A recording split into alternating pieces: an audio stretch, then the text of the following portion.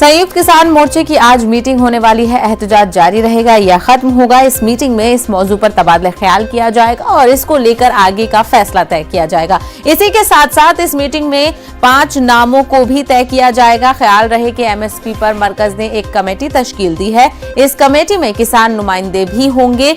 जिन 5 नामों पर आज फैसला होना है, फसलों में तनव्वुर, जीरो बजट काश्तकारी और एमएसपी को शफाफ और मुयस्सर बनाने के मसले पर बातचीत और गौर खौस करने के लिए ये कमेटी तश्कील दी गई है।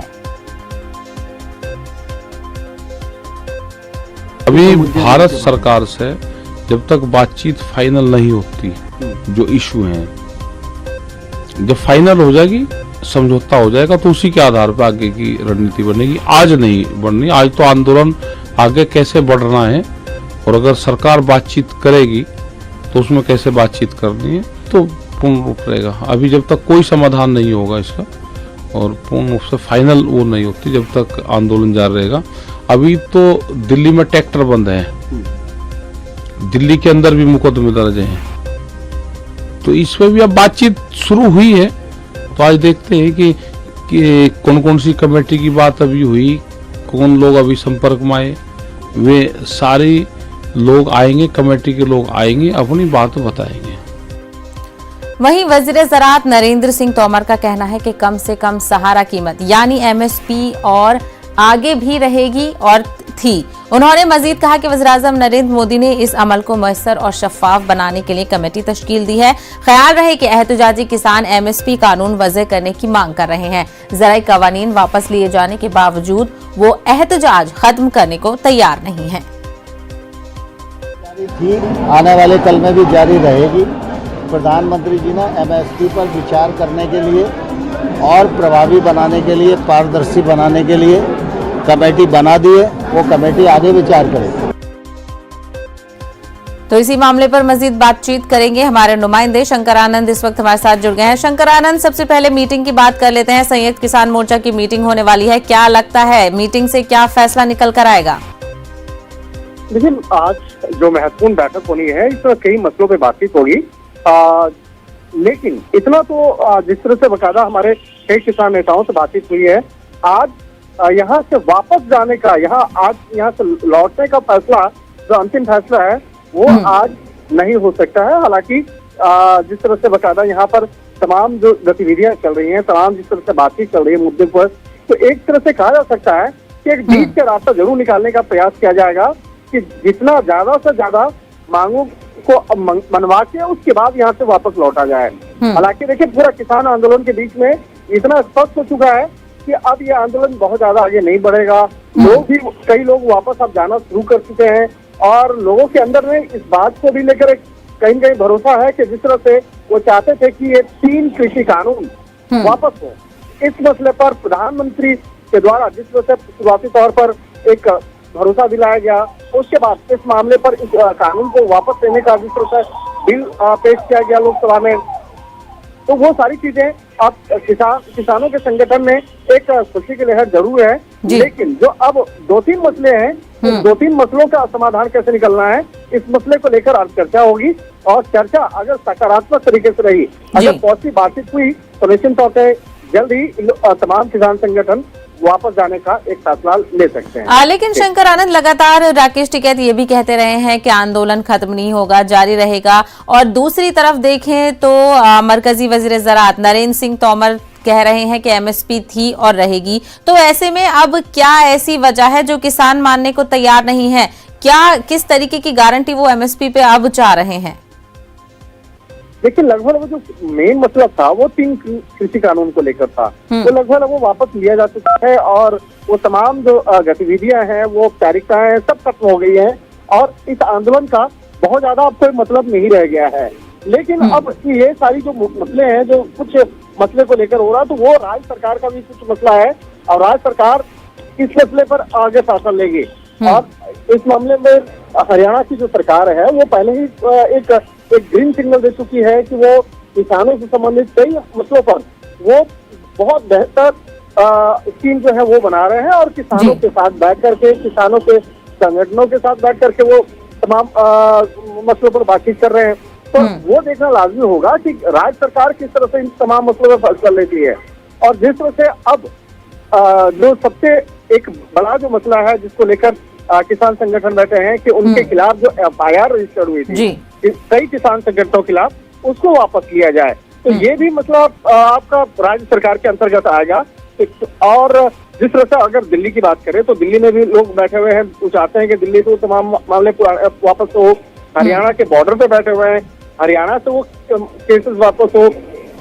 तो इन मुद्दों पर राज्य सरकार फैसला लेगी और केंद्र सरकार के मसले में बहुत ज्यादा ये नहीं आता है। और केंद्र सरकार की तरफ से एक जो सबसे महत्वपूर्ण एक कही जा सकती है कि एक कार्रवाई होनी थी, वो 3 कृषि कानून को वापस लेने का, तो वो लिया जा चुका है। तो अब किसान संगठनों के अंदर में भी असंतोष अलग बढ़ता जा रहा है और कई जो किसान हैं वो अपने घर जाने के लिए तैयार हो चुके हैं। और चलिए, तो अब ऐसा लग रहा है कि राह हमवार हो रही है और कमेटी भी तश्कील दे दी गई है। जो भी मुतालबात हैं, जो भी परेशानियां हैं किसानों की, उसको लेकर भी बातचीत होगी। अब देखना ये होगा कि किसानों का आंदोलन कब खत्म होता है। शंकर, हमसे बात करने के लिए बेहद शुक्रिया। आगे बढ़ेंगे। गुड़गांव में खुले आसमान के तले जुम्मे की नमाज अदा करने का मामला अब भी तनाजा से खाली नहीं है। कल भी दाएं बाजू की तंजीमों के अरकान ने नमाज जुम्मा में खलल डालने की कोशिश की। इस हवाले से नए हरबे का इस्तेमाल किया गया। दरअसल सेक्टर 37 में नमाज के लिए मुख्तस एक इलाके की हुदूद में ट्रक पार्क कर दिया गया। वहीं इस दौरान नमाज के खिलाफ मुजाहिरीन ने नारे लगाए। वहीं पुलिस ने नमाज में खलल डालने की कोशिश करने वाले 10 मुलजमीन को हिरासत में लिया। इन्हीं नारों और शोरगुल के दरमियान पुलिस की निगरानी में आखिरकार नमाज जुमा अदा की गई, जबकि इस दौरान एक शख्स को गिरफ्तार भी किया गया है। तो कल जुमे का दिन था और लगातार पिछले कुछ जुमों से गुड़गांव में नमाज को लेकर जो भी तनाजा पैदा हो रहा है वो लगातार सुर्खियों में बना हुआ है। कई तंजीमों की तरफ से नमाज को लेकर पहल भी की गई थी। हमारे साथ धर्मवीर, हमारे नुमाइंदे इस वक्त जुड़ गए हैं। धर्मवीर, कल का जो तनाजा था वो भी सामने रहा और लोगों को परेशानी भी हुई। वहीं पुलिस ने कहीं ना कहीं एक अहम किरदार इस मामले में अदा किया। बिल्कुल, देखिए पिछले कुछ दिनों से लगातार गुरुग्राम में जो खुले में जो नमाज पढ़ी जाती है जुम्मे के वाले दिन, उसको लेकर विरोध चल रहा है। और उसी विरोध के मद्देनजर अब जो हिंदू संगठन है वो सेक्टर 12 और 46 के बाद अब जो है वो सेक्टर 37 में जा पहुंचे और वहां भी पिछले 3 सप्ताह से लगातार विरोध हो रहा है। कल भी जब जुम्मे की नमाज पढ़ी गई तो कुछ हिंदू संगठन जो है वहां पहुंचे, उन्होंने विरोध किया। एक तरह से हम कह सकते हैं कि दोनों समुदाय के लोग आमने सामने थे, लेकिन गुरुग्राम पुलिस मौके पर मुस्तैद थी और उन्होंने कुछ लोगों को हिरासत में भी लिया और उसके बाद वहां पर नमाज अदा की गई। तो ये जो स्थिति है ये पिछले कई दिनों से लगातार गुरुग्राम में चल रही है और अभी से नहीं बल्कि 2018 में इसकी शुरुआत हुई थी। उसके बाद हालांकि दोनों समुदाय के लोगों को बैठा करके एक सहमति बनाई गई थी, लेकिन अब जो है दोबारा से विरोध हो रहा है। तो कहीं ना कहीं अब प्रशासन की जिम्मेवारी है कि वो जल्द से जल्द इसका हल निकाले ताकि जो सौहार्द है आपसी वो खराब ना हो, क्योंकि अगर इसी तरह की स्थिति अगर बनती है तो जाहिर सी बात है कि वो चिंता की बात है, क्योंकि कहीं ऐसा ना हो कि आने वाले समय में ये स्थिति जो है ज्यादा खराब हो जाए, जो कि प्रशासन के लिए भी एक और सरकार के लिए भी। लेकिन धर्मवीर, प्रशासन का जो रोल था वो तो देखने को मिला। पुलिस ने काफी कोशिश की इस मामले को हल करने की। आखिरकार ऐसे में तंजीमों की भी तो जवाबदेही बनती है। वो क्यों इस तरीके के वाकयात से माहौल खराब करने की कोशिश कर रहे हैं? बिल्कुल, देखिए पुलिस का काम लॉ एंड ऑर्डर की स्थिति को संभालना है और वो गुरुग्राम पुलिस बखूबी जो है उसको निभा रही है। लेकिन कहीं ना कहीं जो गुरुग्राम के जिला उपायुक्त हैं, अब उनकी जिम्मेवारी है, गुरुग्राम जिला प्रशासन की ये जिम्मेवारी है कि वो दोनों समुदाय के लोगों को बुलाएं, उनको बैठाएं और आपसे सहमति से जो भी रास्ता निकलता है इसका उसको उस रास्ते को निकाला जाए, ताकि ये रोज हर शुक्रवार को जिस तरह से जो इस तरह का जो विवाद होता है कम से कम वो ना हो, क्योंकि ये विवाद जो है कहीं न कहीं भी कभी भी कोई भी रूप धारण कर सकता है, जो कि कहीं ना कहीं। बिल्कुल। धर्मवीर, जिस शख्स को गिरफ्तार किया गया है उसके हवाले से कोई तफसील आई है पुलिस की तरफ से? देखिए 5 लोगों को इसमें कल हिरासत में लिया गया था। वो ये जो लोग हैं ये लगातार विरोध कर रहे हैं। गुरुग्राम पुलिस ने धारा 107-51 के तहत इनको गिरफ्तार किया था शांति भंग करने के आरोप में। उसके बाद इन्हें जमानत दे दी गई थी, लेकिन अगर ये इस तरह से दोबारा करते हैं तो जाहिर सी बात है कि उसके बाद गुरुग्राम पुलिस इनके ऊपर कार्रवाई करके इन्हें जेल भी भेज सकती है। लेकिन ये लोग लगातार, इनका एक ही बात है कि ये खुले में नमाज नहीं पढ़ने दी जाएगी। इनका कहना है कि जो भी मुस्लिम समुदाय के लोग हैं उनको अगर नमाज पढ़नी है तो वो अपनी मस्जिद में जाएं या फिर वक्फ बोर्ड की जो जमीन है उसके ऊपर पढ़ें।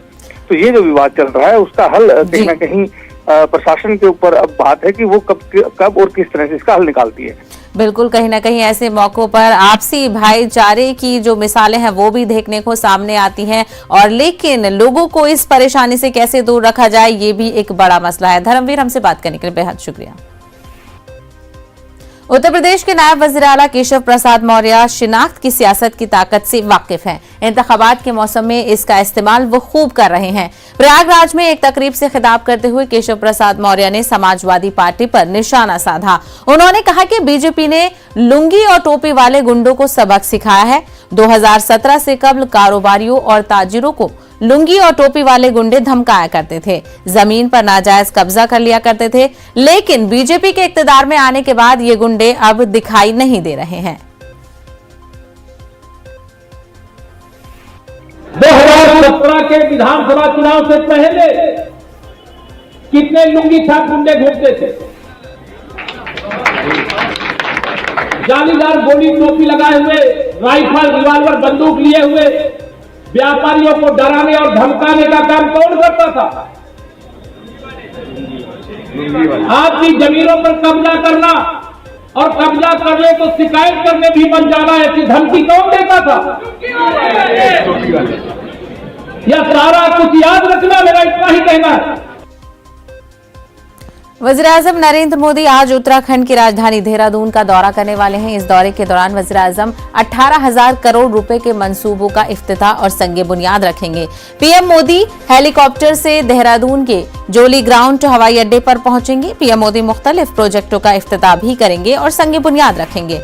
साथ ही जलसा-ए-आम से खिताब भी करेंगे वज़ीर-ए-आज़म नरेंद्र मोदी। आपको बता दें कि 11 तरक्याती मंसूबों का संगे बुनियाद भी रखा जाएगा। इसमें दिल्ली देहरादून इकोनॉमिक इक्तिसादी राहदारी भी है, जो तकरीबन 8,300 करोड़ रुपए की लागत से तामीर किया जाएगा।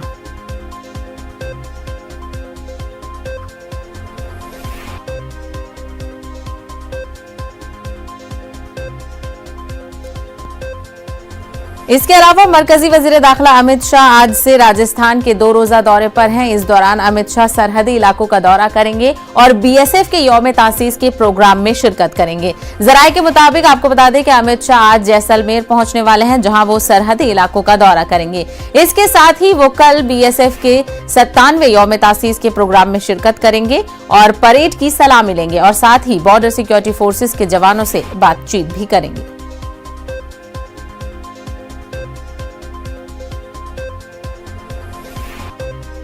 तिकोनिया में तशद्दुद बर्पा करने वाले मुलजिमीन की गिरफ्तारी के लिए एसआईटी ने अपनी कोशिशों को तेज कर दिया है। एसआईटी ने मफरूर मुलजिमीन की गिरफ्तारी के लिए पोस्टर चस्पा किए हैं। पुलिस ने मकामी आवाम से इस मामले में ताउन करने की अपील की है। वाज़ेह रहे कि 3 अक्टूबर को लखीमपुर खीरी के इलाके तिकोनिया में जो किसानों की रैली के दौरान तशद्दुद फूट पड़ा था, इसके नतीजे में 4 किसानों समेत 8 लोगों की मौत हुई थी।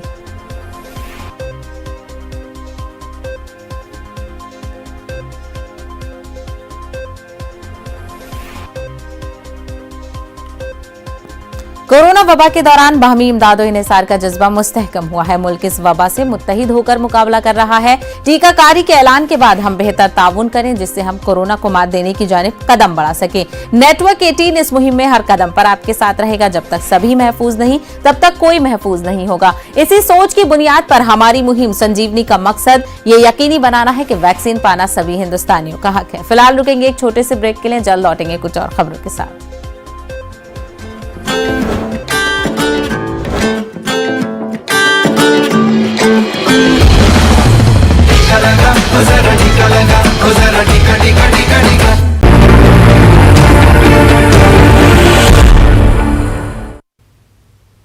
ब्रेक के बाद आपका खैर मकदम है। गिरदाबी तूफान जवाद की पेशकदमी जारी है। खलीज बंगाल में हवा का कम दबाव शिद्दत इख्तियार करता जा रहा है। ये शुमाल शुमाल मगरिबी समत में 6 किलोमीटर की रफ्तार से आगे बढ़ रहा है।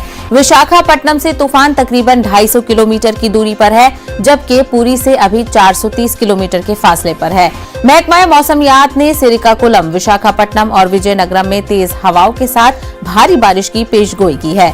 आंध्र प्रदेश के ईस्ट गोदावरी में बीती शब बारिश हुई है। इन अजला में बाजाबादकारी मराकज कायम किए गए हैं। ये तूफान हफ्ते के रोज उड़ीसा के साहिलों से टकरा सकता है।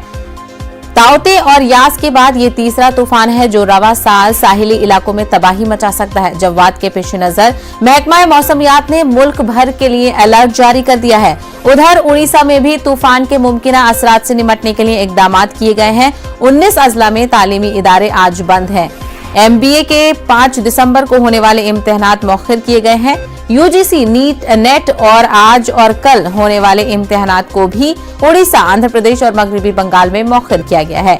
तूफान जवाद के पेश नजर नेशनल डिजास्टर रेस्पॉन्स फोर्सेस की 46 टीमें उड़ीसा, आंध्र प्रदेश और मगरबी बंगाल में तैनात की गई हैं। ये टीमें कश्तियों, दरख्त काटने वाले औजारों और टेली मवासलात से लैस हैं। कोस्ट गार्ड की भी कई टीमों को तैनात कर दिया गया है।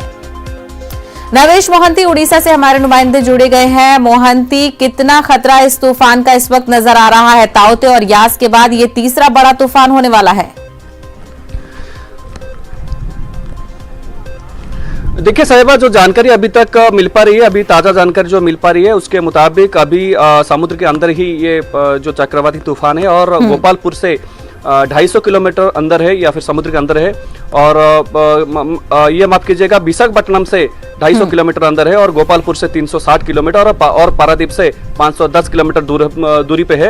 और लगभग 1 घंटा, हर घंटा 6 किलोमीटर की रफ्तार से ये धीरे धीरे करके आगे बढ़ रहा है। और इसके चपेट में जो तटीय जिले हैं, 4 जिले, वो 4 जिले आ सकते हैं। और वो जिले हैं खुर्दा, पुरी, जगतसिंहपुर और पारादीप। ये सब 4 जिले आ सकते हैं। मगर देखिए, तूफान लैंडफॉल करेगा ये बताया जा रहा है कि कल दोपहर ये लैंडफॉल करेगा। अभी 24 घंटे का ज़्यादा समय है, मगर तूफान के आने से 24 घंटे पहले ही बारिश शुरू हो गई है। बारिश तो कल शाम को शुरू हो गई थी, मगर जिस तरह से वक्त धीरे धीरे आगे बढ़ रहा है, बारिश की मात्रा जो है वो धीरे धीरे करके बढ़ रही है। जो 14 जिले हैं, जिन 14 जिलों में हाई अलर्ट जारी किया गया है उड़ीसा सरकार की तरफ से, सारे जिलों में बारिश हो रही है। तो अभी जो ताज़ा जानकारी मिल पा रही है, इवाक्यूएशन की बात अभी हो रही है, क्योंकि जो तटीय इलाके हैं वहाँ जो झुग्गी झोपड़ियां थी उनको सब खाली किया जा रहा है।